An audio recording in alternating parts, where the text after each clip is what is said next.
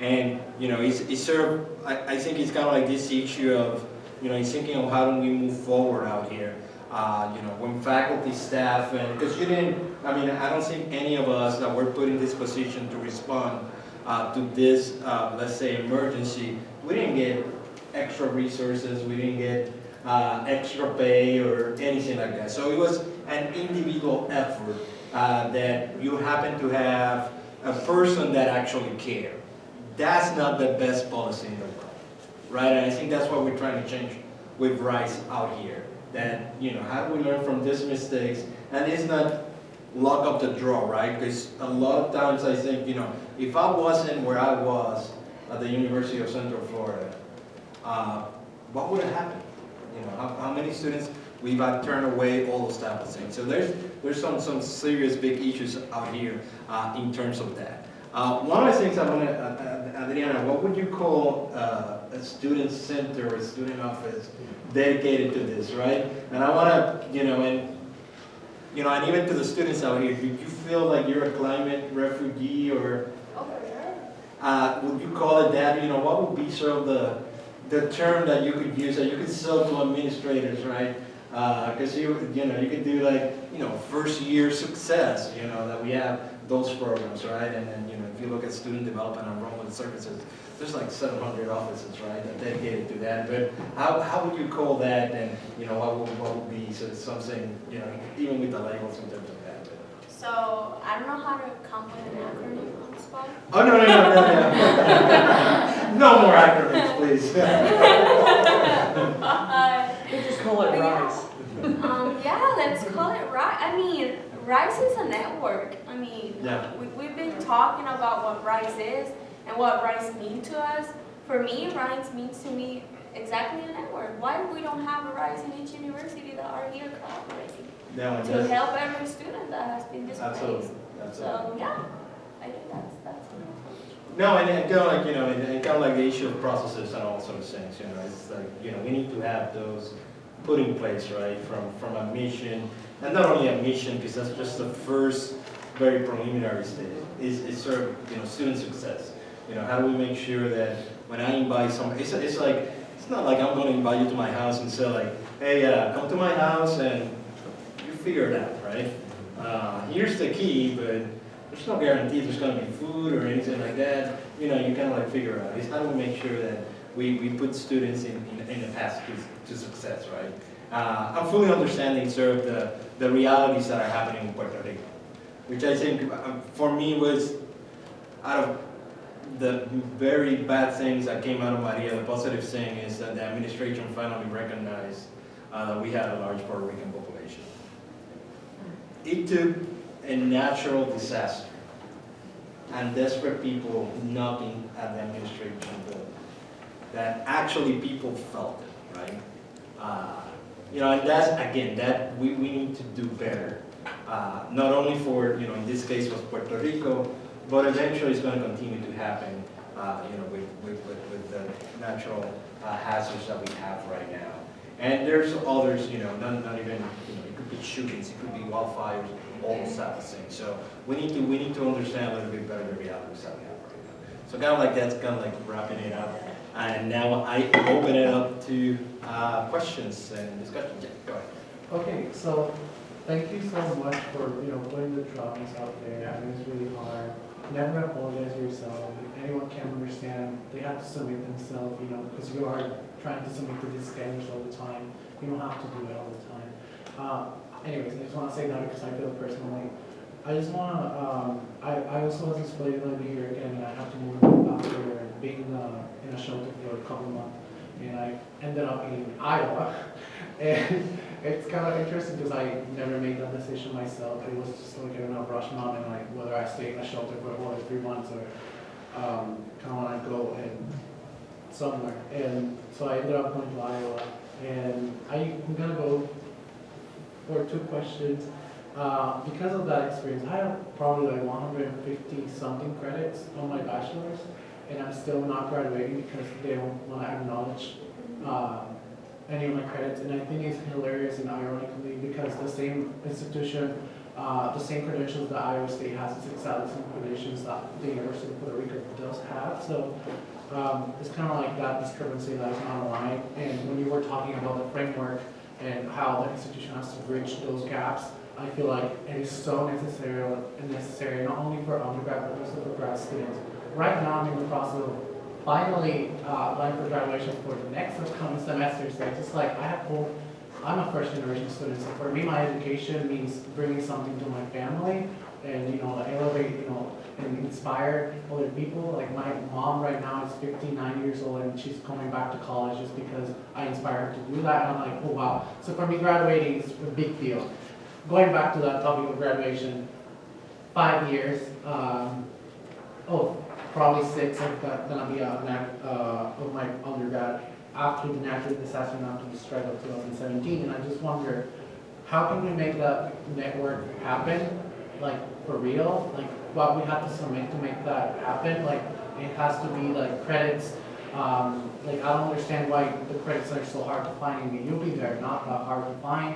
Like why is everything is in the cloud when there's not like a representative of each institution of higher ed that can have access and pull that out. Like I don't understand why there's nothing in place and why I have to take a RISE conference to talk about this, but this is great. And then the other, it's that right now I'm in the process of applying for a PhD, and it's really hard because I also learned English on the way of only 2 years because I paid more attention to French when I was in the University of Puerto Rico, and somehow I made it, but it's not the case of everyone, and I still struggle a lot with English. And my GPA went down. My GPA in Puerto Rico was 358. Right now, it's not that. It's not even nearby that because I have to submit to this new institution, academia, and what you guys taught. So my other question is, why do we have to, you know, submit ourselves to these microaggression and macroaggressions? Like right now, I had a professor who told me you're victimizing yourself in your SOP, in your personal statement, when you said that your house was completely destroyed. And I'm like, well, my research is about natural disaster in Puerto Rico and in the Caribbean. And my relationship with that is because I encounter it by firsthand. It does make me really angry, and I cry many hours. That's why I'm not crying right now. But I really want to point it out that we have people out there that has, you know, that position of authority. They're professors, they're mentors, they are firsthand. They're, you know, dealing with these students in the middle of a cornfield in Iowa. But it's interesting because like I now I have to revise everything because I need that recommendation letter. So I probably have to make up a story that have a theoretical framework that not necessarily is my personal statement just to make her happy. And I just like I really have these questions for specifically the three of you guys. How can we deal honestly, because you guys are inside the academia in a different way than us. And if this is happening to me applying for PhD, to be honest, I don't even want to be part of this. So I have that question for you. First, how can we become or create this framework? And second, how can we validate our experiences in an academic way? Because it is. And I'm not angry about you guys, I'm just angry about this situation.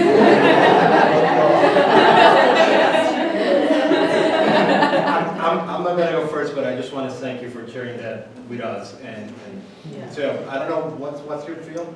Political science and sociology. Talk to me, please. I have kind of like a grant, and I have like a 3-year ride. This is I mean, unfortunately, you know, institutions of higher learning are like any organization out there, right? And somehow we have put this mantra that seems like what you share with us don't happen, but it happens a lot of the time, right? And I think that's the issue of, you know, having presidents and provosts and deans to really listen to the stories, because I mean, my first gut would be, you know, if I find out who the faculty member is, I'll go to the provost, you know. But again, it's not that easy of a process, but I'm going to let my colleagues. Well, I thank you so much for your comments, and I'm going to say this is you will stay in the process. We need you. We need you in the field, and we need you to continue. This is one of the issues, not having the role models that we need that represent us in academia. But I will tell you, because I share many of the things to you, the things that I have heard or the things that people have said to me. You know, started at an institution. I was very interested in Latin American and Caribbean situations, and my chair, being in another department in psychology, said, no, you shouldn't talk about that because it's not really, that's not really important. You need to just talk about the psychology that you do. Meanwhile, my research is on bilingualism, so it's very closely attached, but this status, like, no, you need to stay talking about these sorts of things. And I can tell you so many stories like that. But I'm here today, running the largest college here at the University at Albany. And actually, there's only 2 women deans here at the University at Albany. I'm the only person of color running a school or college at the university right now. So you have to stay. You have to continue. And really what that person should have given you is the constructive advice of how, the way you express it and how to write about your experience. But you have to include your experience. You have to include the experiences. And on the first part, I will tell you, when I was undergraduate dean and we had that situation, we would look at your transcript and say, well, let's see, how can we count things a little differently to get you this major or this minor? We work to try to graduate the students here, and if it's one class here or one class there. But structurally, what I would say is institutions should have that ability to have a student-initiated major or a student-initiated program. And so if you have those, if you sort of have certain categories of courses, that is your degree, and we name your degree, and you have your degree. So it shouldn't be something to impede you, but I know not all institutions have that ability to do that. I would recommend that you use your voice and empower yourself. Talking from someone who changed the parking rules at her university after many tries of not doing it because I was fearful of my security at night, going to grad school at night. And they kept saying no, no, no, and no, until I got fed up one day in the summer, and I went to the VP of Student Affairs, and I sat down and I listed everything that I said, that I have experienced. Because of that, and I said, I'm gonna graduate in 2 years, and in those after 2 years, and in these 2 years, I never felt part of the community. All I'm asking is that you recognize the simple thing of just letting me park after 5 in faculty when it's mostly empty because of my security. So, I empower you to use, you were a student from the UPR system? Oh, yeah. Huh? You know how we strike, come on, what is that? We don't do national strikes here, it's not part of the ethos of, American campuses. But our voice is still something very powerful. Being in front of them and telling them, look, I came to this university not by choice, okay? Because of the situations that were surrounding me. But also find your allies, okay? Find that mentor, find that academic advisor to sustain you and support you, and to showcase to the VP, okay? Because those are the people who you need to kind of pester. To the VP of Student Affairs and to the provost. Get in a meeting with student government and tell them, like, these are the things that are happening, not just for me, okay, but for other students in my situation. And if we want this campus to say whatever their mission is, then we need to live up to it. The mission is to create a more diverse and inclusive. Call them out. In a constructive way, but in a nice way. What I'm saying is it's time to call institutions out. Okay. And I know there's a Puerto Rican Student Association you're in Iowa or Yeah, there is. Yeah. So and for the students, that's a good. Students have more power than they think that they have, right? And you have to understand that administrators are dealing with 1,000 things at the same time. And unless they hear the complaints, they're not gonna magically gonna know what's going on out there. So depending on your institution and the type of administration that you have, most administrators are gonna be open and willing because it's part of any mission of any university to listen to students, right? The process might take longer, all those type of things, but don't feel like you're not. Don't put yourself in a corner out here. Find some ambassadors out there that can do the work for you as well. Yeah. I see. Hi, I would just say maybe you need a new mentor, or as you were alluding, kind of teach her why it's important to you. to use your own voice in your personal statement. So I'm from Howard University, and we've had students who suffered through natural disasters. And my understanding is that they go through the Office of Special Student Services, because what you've been talking about is like you're being re-trauma. You're experiencing an additional trauma, and you shouldn't have to suffer that. So it should be someone who can walk you through each of the processes so that you're not traumatized again. I just wanted, before I make my question and comment, I wanted to add, I served as chair of the English department at UPR Mary West, and one of the things I had to do, more often than one might think, was defend our courses. So when we had a student go to transfer, and they didn't want to validate, certain English courses as equivalent to freshman English or basic writing and composition, I had to, go defend, write letters and defend those courses. So one possibility might be to reach back to the chairs and have them help defend, make the case for the merit of those courses. I mean, we're accredited institutions. I had to point that out more often than I thought would be even possible. It's middle states, right? Yeah. Yeah. I mean, I had graduates with a bachelor's degree in English going to graduate programs and being asked to take the TOEFL. I had to do that. But I mean, but like with a degree in English, so it's shocking how much one needs to sometimes make the case. So, just let me interject here because I'm getting very angry. It's like we speaking as a SUNY administrator, we talk about the power of SUNY and we talk about systemness. We have this whole seamless transfer initiative.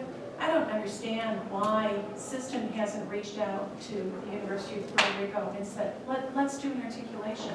Let's map the courses. Not so hard.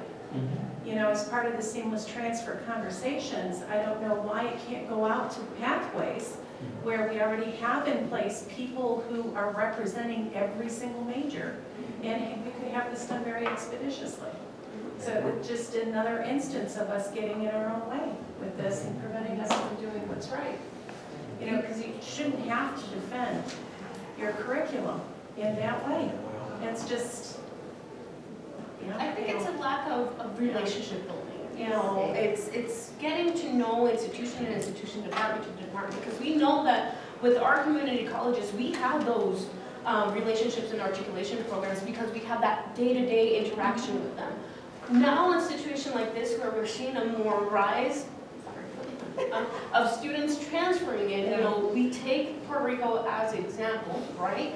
We build upon that, and probably why don't we identify our partners? If we're doing international outreach and study abroad, why don't we have an articulation with our partners, our sister schools? So that way, in case, instead of having nothing, in case something does happen where we're, for example, the Bahamas, we already have that in place. So maybe we don't have to do it for 192 countries, but maybe we start with our, our immediate relationship building, or where we would like to have that increase of students. well, in the same way that UPR shouldn't have to do it with every higher ed institution in the United States. If SUNY or CUNY say this works, it should pretty well work for everybody else too, right? And you're not coming from Texas, and you know that.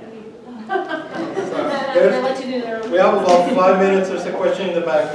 We'll go in the back and then we'll get you. Yeah. I'm Evelyn Rosario. I work for Buffalo State College and I'm in my way to retire. So I've been in the system of SUNY for almost 40 years, to say the least. And I think that part of the problem is the institutional culture. The institutional culture is not prepared to serve our students. They have been forced to deal with our students. They have been forced based on circumstances. When the migrating, the people of Puerto Rico came to the United States in the 40s and the 50s, that was a situation. When later, after the 60s, after the civil rights movement, that was another situation. And now is Maria. And before Maria, it might be one or other hurricanes, people that move in masses. And I think that the institution needs to understand that there is a need. And as long as the institution does not understand and acknowledge that there is a need for this type of population, they are not going to do anything about it. Unless each one, like each one of you and myself, walk into the offices that you have mentioned already and have said, look, there is a reality, you have to deal with this. Not that they have to, but they have to because the demographics is changing in the United States. We were not the minority in the United States, but now we are. So they have to change that paradigm of thinking, the way that they think about what population are we dealing with, who are we dealing with, what are their needs, and the assessment that they make respond to that assessment, because the assessment is basically to say what are the needs that we have. And I think that our frustration, because it goes to me too. I have been very frustrated at my institution because Buffalo State, for example, never had a history of Puerto Rico course, and I couldn't understand how come, being a territory of the United States, we didn't have a history of Puerto Rico. So it took years for me to convince a chair of a department to bring someone, teach a course, and that course was taught by not a Hispanic, but Anglo. And as soon as he passed away, 2 years after, that was the end of the course. Nobody else got interested in developing anything. Until I came out with the idea of a Puerto Rico program where, at least 90 students went down to Puerto Rico.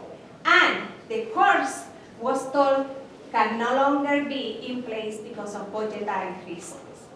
And then it took another initiative from another person from the history department who came and asked me to put together the course. And my name is not even anywhere to say it, because I have to do it through a faculty, member of the history department. So again, it depends on what is the priority of the institution. As I said at one point to the deans of different schools, do you really want us here?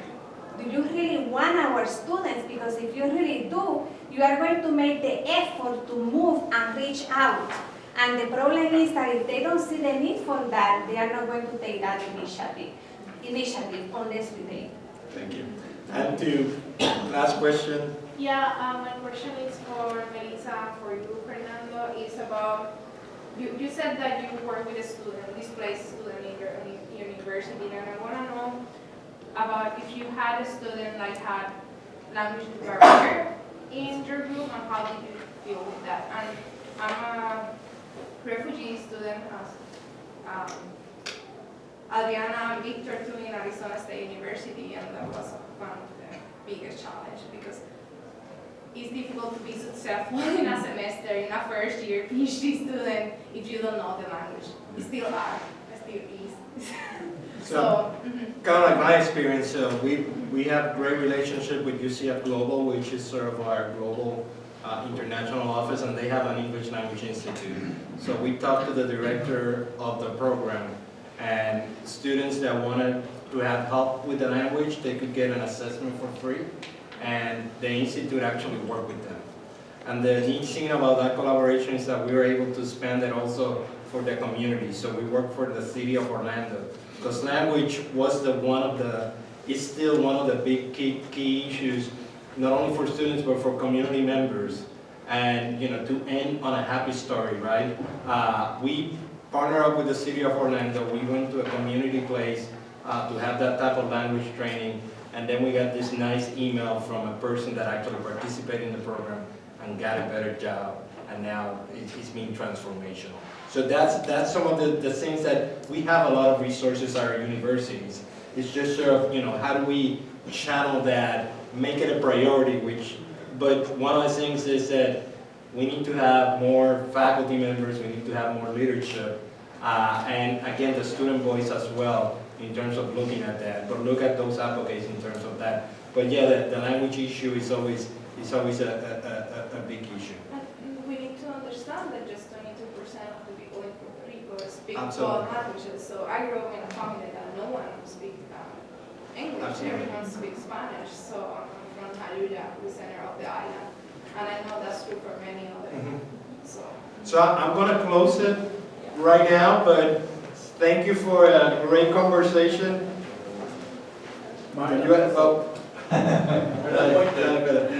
Okay, so it will be more of like a closing remark, and I want to give credit to Valeria because it's actually her point. But I saw like a parallel amongst us, and it's really like, so you two had a commonality in that you have Marlon to help you out and find the opportunity with Arizona.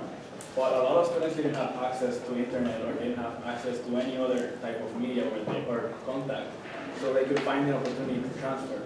So I think we should all leave here also thinking of how we can make that accessible, maybe through communication, maybe through partnerships, but having that opportunity for students who didn't have that access or that contact, so we can keep making this work.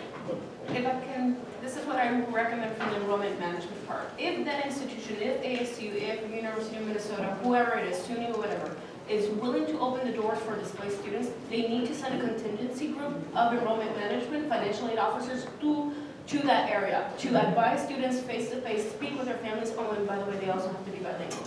Okay, we have to make that access to information, and that's why I wanted to make sure that, are we really opening the doors for equity in higher education, or are we adding more vulnerability to our students?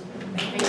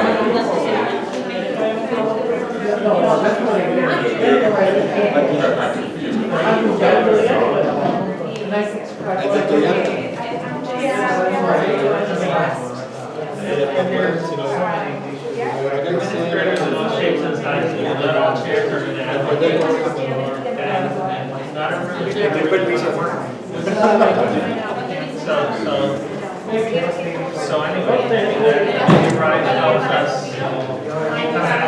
right, be able to say, no,